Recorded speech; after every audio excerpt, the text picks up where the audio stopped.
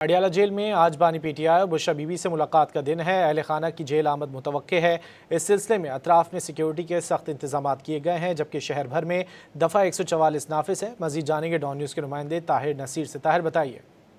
जी बिल्कुल, देखिए आज बानी पीटीआई और बुशरा बीबी से सेंट्रल जेल अडियाला में मुलाकात है और आज बानी पीटीआई की जो तीनों हमशीरा हैं वो भी सेंट्रल जेल अडियाला पहुंचेंगी, जबकि जो बुशरा बीबी हैं उनकी जो बेटी है और उनके जो दीगर रिलेटिव्स हैं वो भी सेंट्रल जेल अडियाला पहुंचेंगे। अगर हम सिक्योरिटी की बात करते हैं तो अडियाला जेल के इतराफ़ में सिक्योरिटी के इंतहाई सख्त इकदाम किए गए। गो के बानी पीटीआई का गुज़श्ता रोज़ तफसीली मेडिकल चेकअप हुआ था और इस हवाले से रिपोर्ट भी हुकूमत को रसाल की जाएगी।